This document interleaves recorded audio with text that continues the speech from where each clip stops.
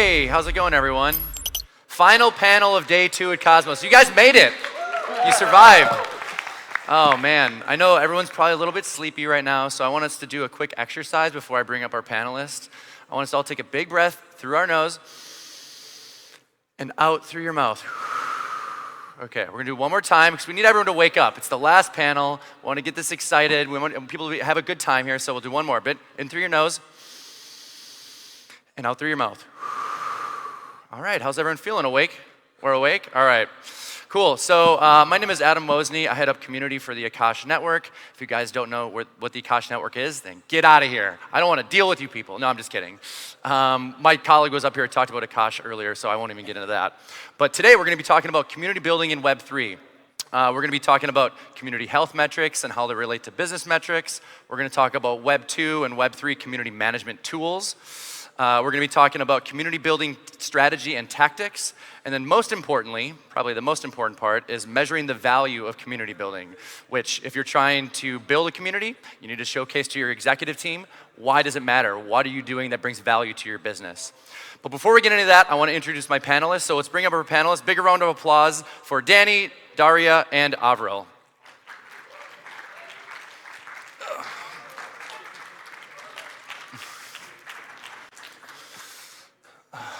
So, yeah, I will see you here. Cool. How are you guys doing? Good, great. Good? Thank you. Yeah. Did you do the breathing exercise with me? Did it wake you up? Yep. I hope so. Okay, good. 'Cause, yeah, you know, it's the final panel. Everyone's a little bit groggy. Yeah. Long night last night at FlixFest. Bravo to the FlixFest, OmniFlix guys. That was a great party last night. But before we get into any of these questions that I have for you, I wanted you guys to quickly, just quick around the horn, introduce yourselves, your title, and kind of what you do with the projects you work at. So maybe starting with Danny. Sure. Hi, guys. I'm Danny from MarginX. So MarginX is a permissionless listing order book DEX. So it's just like similar to Uniswap. You just provide liquidity, then you can create your own perpetual market. And we are new in Cosmos and want to create perpetual markets for every Cosmos ecosystem's tokens. Thank you very much. Cool. And Danny, actually, before, I'm going to have one fun question for each of you. What's your favorite hobby or pastime? For you, Danny. I'm a boring guy, so I do reading. I do a lot of readings. Reading's not boring. Reading is power. That's actually a really good hobby. Right. I need to read more. Cool. Moving on to Daria. Hi everyone. Thank you very much that you stayed with us so long. And for online viewers also, thank you. I'm Daria. I'm from Internet Computer Protocol blockchain. It is layer 1 blockchain from Switzerland.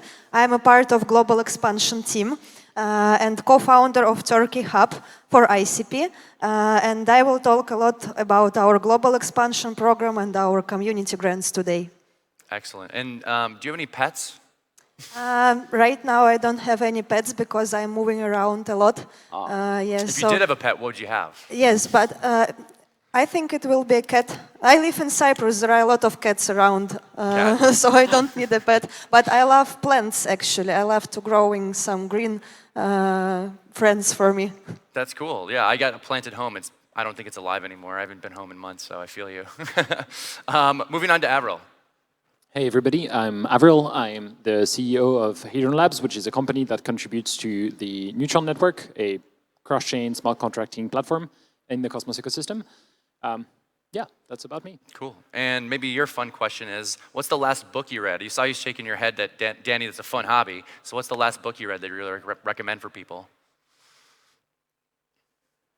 That's a good question. It actually was a while ago because I've sort of like replaced lately reading with indie gaming, which is probably not great for like my own culture, but it is actually pretty, pretty fun and interesting at the same time. The honest answer is I don't remember. Honestly, I feel that. I'm trying to remember one good book. Actually, a great community book that I read.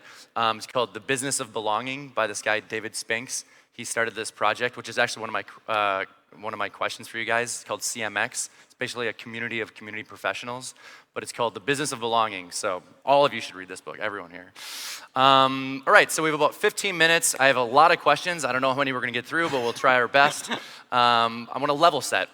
So what, in your opinions, are the defining characteristics of building and managing a successful Web3 community?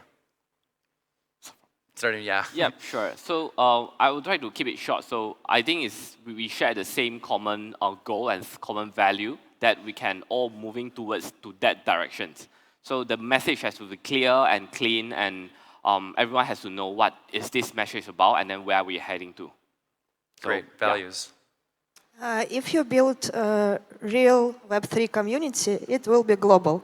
So you need people, local people from communities on site who will explain to your project how to scale in these regions. Yes, because all cultures, they're different, and you need to understand how to represent yourself, how to be inside these locations, and truly understand people around you. Very cool. Cool. I like that. Go ahead, Avril. I think, like, so a community is a group of people, to me, united by an idea, a vision, right? And so, or a set of values as well.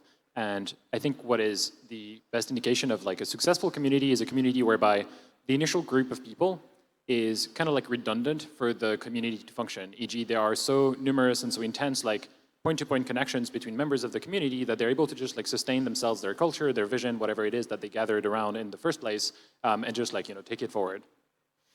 I really like that. So for me, at least at Akash and in my previous roles, I would say a community isn't really a community until it can self-organize. And I think what you were saying kind of touches on that. And it goes with the global. Like unless you can self-organize, it's going to be hard to be global. Because a lot of community people, they're one person. And the idea of being online 24 hours a day, 7 days a week, impossible. So you need to be able to have that global touch. You need to be able to make sure that you give them the tools so they can manage themselves. And I think you need to have the values. It really does start at the core values. So I completely agree with you. Getting into some of the tactics of kind of community building, can you share a specific example from each of your experiences where a unique approach you or your team spearheaded led to kind of significant growth within your communities? Yeah, sure. So MarginX is like a very, like I say, a perpetual decentralized permissions listing market. So it's a rather complicated DeFi infrastructure, I would say. So ours, I don't know whether this is our unique way, but we do have a study group. So we will ask our community to join this study group. Then when we have a prototype or we have a new feature, so we will push it on that group, and then we ask for their opinions, and then collect their feedback, and then sooner or later they will become our ambassador. They will become our, our marketing manager to do it voluntarily, then help us to spread the words. So this is how our journey from 0 to 100. So I think that really helps to, to understand the need, or rather the pain point of our product, and what's the demand of our customer and user and community. Right. I think that's really interesting. A study group leads to a more engaged or more enhanced kind of community member. Is that kind of how it's worked for you, Daria? Actually, about ambassador programs, they're great because they don't need a lot of budget, but they have a lot of effects on the community. And we will open ambassador program soon, I think. But I want to tell about our experience with community grants. You don't need to have a huge marketing team. You just can share your budgets with different community owners, content creators, contributors, media channels all over the world, and they will help you to build a presence, and they will grow your communities of your product. And we just started this community grant program, I think, 3 or 4 months ago, and it has significant results already. These community grants, they are basis for our global hubs. So there are 15 of them already. These community grants, they help us to work with maybe not so huge players because they're expensive, but we can support smaller guys, and they will be really grateful, and they will do a lot of work, and it will be a win-win situation for both of us. So I think that the community grants program is a great example about how to scale globally and how to work with your community in different locations with local partners. Yeah, very cool. I like some of the ideas that I'm hearing from my other two co-panelists, which I understand as like giving people the resources to self-organize, right? I think that's like an underlooked but like very important point of this whole process. I think another thing that we did that worked out very well for like increasing ownership within our community and like activity and such was we engaged like very directly with a lot of members who just like showed up with an interest to participate in the project, and basically figured out with them like ways that they could, you know, like engage very directly and basically become founders of parts of the ecosystem and community, right? And so basically from there on, like we had a number of calls and interactions directly with these community members that were basically like transferring as much of our knowledge and vision to them, so that eventually they become basically like independent, kind of like core cells in this like organism that you're trying to build, and they start like organizing people around themselves as well, right? So that you've essentially already decentralized kind of like core parts of the community, whereby like there's multiple kind of like groups of people actually conducting this activity of like sharing this vision, this values, this thing that we're trying to achieve together, rather than having this like one central team that like is probably the first one and that does all of the lift basically, right? So I think that's one of the things that worked very well for us, and that's also probably part of like, you know, how our on-chain governance works as well. Like there's room for people to basically, you know, take over functions for the DAO and you know, own them, get resources to do so. So that has been a very interesting experiment so far for us. Yeah, I'm kind of getting a vibe, and this is maybe going a little off script here. I don't hope you guys don't mind, but I've always been of the mind that 90% of a community is kind of just flies on the wall. They're people that maybe, you know, maybe read some of your blog posts or potentially reach out with a question now and again, but they don't really involve too much. And then 9% of folks, you know, they get a little more involved. They attend an event, they maybe even offer to help out with something now and again, but they're still not super highly involved. But then there's like the 1%ers, right? That's probably a bad term, the 1%ers. But there's like 1% of a community that's like heavily involved. And like for us at Akash, show of hands, are there Akash insiders out here? We got some, all right, we got a bunch of hands. See, these are like the upper echelon of the Akash Network community. They're contributing to code, they're creating content, they're attending events, they're representing Akash. Those are the individuals you really need to harness. And I think everything that you guys just kind of touched on, those are the types of people that you work with pretty regularly. Looking at time, so I want to talk about user acquisition. This is about user acquisition as well, right? So user acquisition in Web3 world often involves navigating complex technical challenges, right? Setting up a wallet, depositing funds, signing transactions, etc. What is your approach to user acquisition, and is it different from your previous work in industries outside of crypto? Yeah, like we said, so MarginX is like a, you know, a relatively complicated, unlike a swap. So perpetual is you need to open the positions and close the positions. So our approach is a bit different. So we will have a bunch of introductory video that you can show on, you can find on YouTube or even TikTok or Twitter. And then the other thing is we try to gamify it, the whole process. So you get the free token from our faucet, then create a new pair, and then go through the LP token process, everything. So I mean, in short, we just try to make it easy, but just from Web 2 to Web 3 isn't that, it's just so complicated. So we tried our best to show the graphic and to gamify the process. And then somehow we will engage with some KOLs, and hopefully they can you know, do some interview and introductory video against to their community. So this is basically what we did. And sometimes some incentivized program might be useful, some referral program might be useful, but that will lead to the other questions which you might invite some other users that you don't want. Yeah, that is one of the things. Yes, yes. You don't want to bring in the wrong types of individuals. Yes, it's going to be cancerous to your community, correct. For sure. And for you? On the internet computer, we have 150 startups already. And the best case is when the startup has a great UX, great user experience inside that doesn't include any Web3 steps at first. Yes, users just use our startups, for example, SocialFi services, some VR streaming platforms, and they don't know that they use something blockchain or Web3 at first. Yes, they just started, engaged, have fun there, and then the startups should educate these people about what is inside, if it is necessary actually, because it is a way how to onboard more people to make first steps simpler without these registrations in wallets, and then to guide them, to help them to understand why they need it, and maybe to make some special features that they will be opened only for true Web3 users and closed to people who don't want to integrate with wallets and other stuff. So I think it is pretty the same scenario as I saw in banks. Because you just give people free products that they will use every day, and then you sell them other products that are more profitable for the market player. So that's a scenario that we can use in Web3 also. Very cool.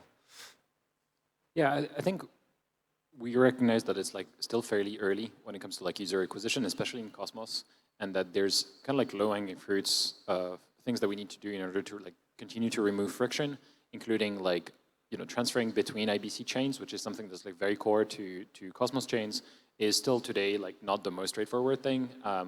Managing like gas denominations, all of these kind of stuff. And so we're trying to push like for a number of initiatives that we think will make it like a lot more seamless for anyone, regardless whether they're a Cosmos native or from other ecosystems like Ethereum and others, to basically onboard to Cosmos and have a good experience whereby whatever asset they're holding on Ethereum, let's say like they have rep stake ETH, well they can bridge that, and then there's no need for them to also go to a centralized exchange, buy something, swap it for the native like asset of the platform that they're on. They can pay gas with that asset basically. Like all of the rest is like abstracted away. So there's a bunch of like kind of like UX hack that I think we still need to get right in Cosmos. But beyond this, we're also starting to see some valuable kind of like protocols and experimentations. Like the CoinHole team launched a project called Genie, which allows you to basically bring on-chain sort of like campaigns and rewards and basically like customize them yourselves so that you don't even have to like go through a vendor anymore. You can basically like build them on-chain with like that kind of like factory thing and just like run your programs to like an experiment, A/B test, and continue to go from there basically. Yeah, so when it comes to user acquisition, I'm hearing education is a big part of it. You're talking about gamification. Ease of use, obviously, is a big part of it. I think that's what you were kind of mentioning. But really, when we're thinking about this, I want to kind of focus on tooling, right? So like education's a tool, gamification's a tool, but those are all tools to kind of support community, but it doesn't really help with measuring successes in community. So I kind of want to talk about Web3 successes in community tooling. So when you look at like what's available, we have tokens, NFTs, DIDs, decentralized identifiers. Those are a few Web3 kind of community building tools, yeah? Woo! I don't know who that was, but thank you. However, they don't really allow community builders to monitor or track successes, right? So I kind of want to know what are some Web3, or we can even get into Web2 world, tools that you use to kind of track successes in your community growth? To be fair, I want to. Is there anyone from SocialFi or Galaxy? No, right? Okay, so we tried some of the so-called Web3 SocialFi or so-called the growth hacking tools within Web3, but it turns out doesn't really work. So our experience is because we highly focus on two places. First one is Twitter, obviously. Then second is Discord. So by far, I guess in terms of the tools to measure the success rate, I think the Twitter tools nowadays is still the most comprehensive and holistic. So we are doing that, and then there are some Discord boards that used to filter the user as well. So these are two things that I personally, or rather my team personally, felt is really still useful. So I'm not saying the Web3 tool is not competent enough. It's just the Web2 tools for me as a OG, I felt I'm more comfortable with that tools. Yeah, so you're the user ultimately. Yeah. So like, yeah, I hear you.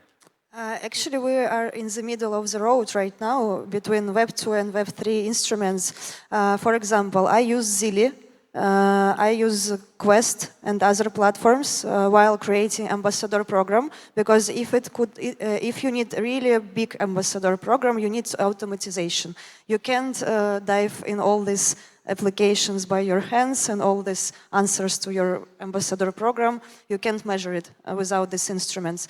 But also we have our own social fi projects on internet, build it on internet computer like District, Discover, Open Chat, Hot or Not, and they are on chain. So we have this on chain data to collect it and to analyze it. So right now we are looking for teams who will build like analog of ZD for our blockchain, for our social fi. Maybe we will integrate with these solutions to measure also activity of our users and our ambassadors inside our social fi ecosystem, because they have pretty much activities there. Yes, so we really need these instruments because you can't use Excel sheets and Google Sheets, right, for these programs. It will be really tough for the team. Yes, right. So you need to think about these instruments before you start growing and scaling your community. Cool. And Avril? Yeah, we use some of these tools that were mentioned previously. We also, I think internally have a pretty strong culture of kind of like cypherpunkish, where we don't actually want to track too much. And so we end up focusing a lot more on kind of like the on-chain results of whether or not the community is actively growing, e.g., are the patterns in activity actually evolving, becoming more complex, or are they not? And so that's kind of like through which we infer a lot of things. And the other thing is just by actively being in the community and seeing are there new faces? How is the mood of the community? Are people actually asking information, helping each other, or is it just somebody coming and being when airdrop every 5 seconds? Because that does give you an indication of the health of the community, right? Is it actually a place where people want to be and have conversations, or is it just whatever channel is attached to the website and you click to ask for the airdrop, basically? Yeah. So we're actually a little over on time. I have a bunch of follow-up questions that I have. Maybe I'll grab you guys off stage. But my final question is something that I think is still important, so I want to get it in. I know we're over on time. Thank you all for bearing with me. But I mentioned CMX earlier. So CMX did a survey where they said 82% of respondents, and by the way, for folks that walked in, CMX is a community of community professionals. They put out a yearly survey called State of Community. And 82% of the respondents said community is considered a critical function to business success within their organizations. I think everyone would agree on that. However, 44% of these same respondents said that their organizations are reducing community budget. Kind of doesn't make sense, right? So my quick question, I know we're over, but I wanted to get your thoughts on why do you think that is, and how do you guys measure the value of your communities?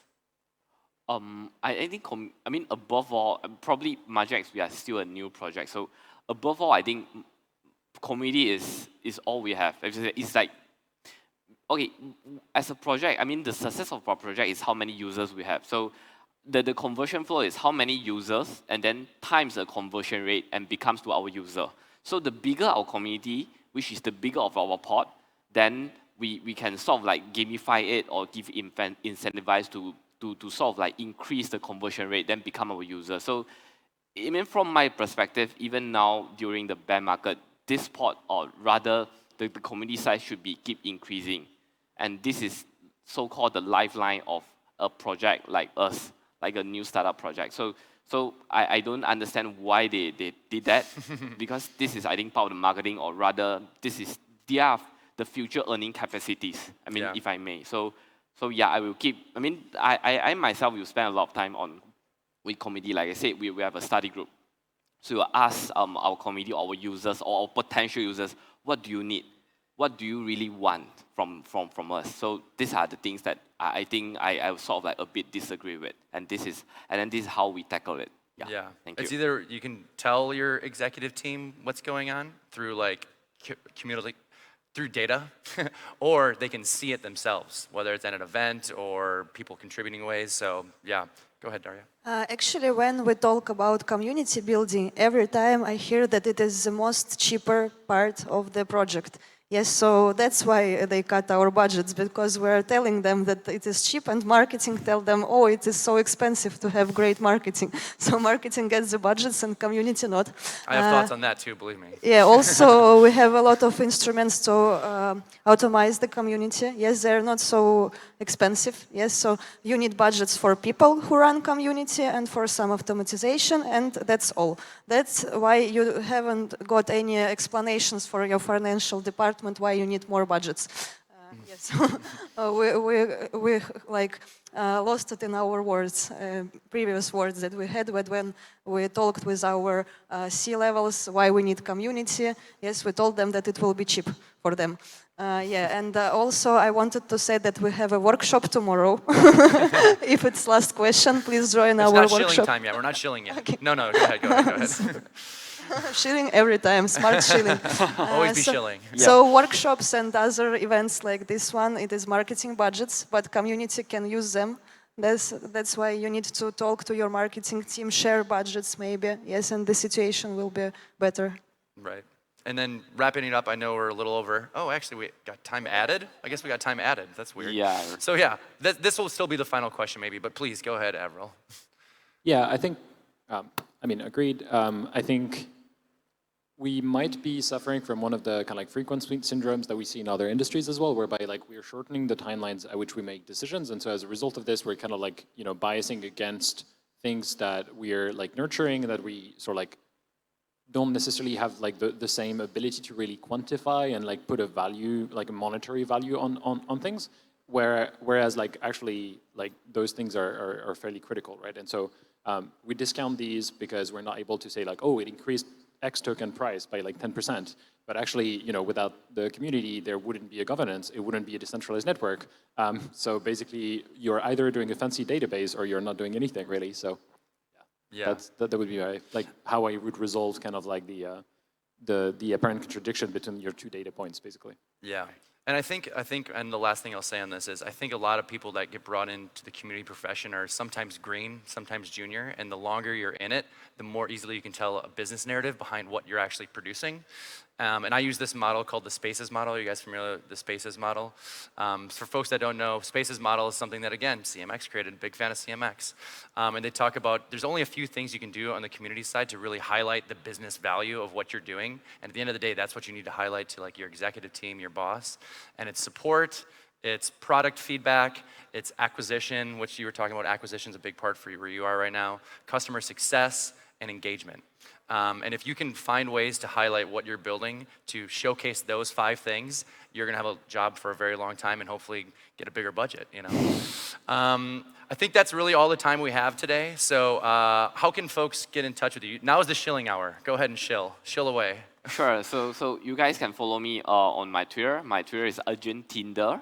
So or just visit MarginX, and we are a permissionless listing perpetual platform. So I shout out to every Cosmo project. So we can help you to increase your project's liquidity by creating a perpetual market for you guys without an extra or additional fund. So please visit marginx.io, then we can give you a demo and then help you to create or enhance your liquidity.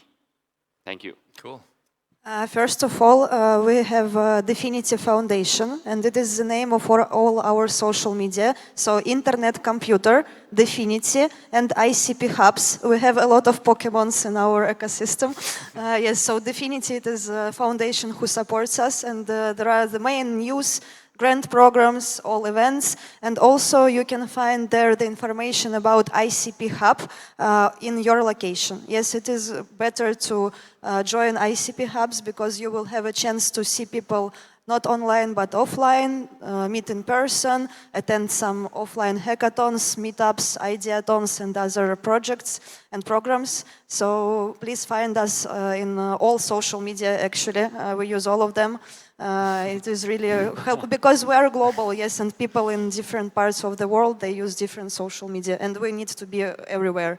We're everywhere blockchain. And I heard you have a workshop. Yeah, and we have I don't know a workshop. where I heard that. I heard it somewhere. Actually, this will be a workshop from our ICP Hub Turkey because we just started this initiative. I am the co-founder, and we are looking forward to connect with the local community. But I see that there are a lot of foreigners here today and other days of Cosmoverse. So please join us. I will try to introduce you to your local ICP Hub. Cool. And Avril, shill away. I don't need to chill. Nice. Yeah, I mean, like, if you're interested in Neutron, Nice. just Google it, and I'm around the conference, so you know where to find me. You know where to find, perfect. Nice. And for us at Akash, just go to akash.network if you want to join our community. I want to thank our panelists. Thank you all for sticking around. Thank Cosmoverse. And big shout out to Nina Thank for you. emceeing Yep. all throughout here today. Thank you, guys. Cool. That's Cool. it. Thanks. Well done. Cool. Good job, dude. Good job, Great good job. job. Thank you.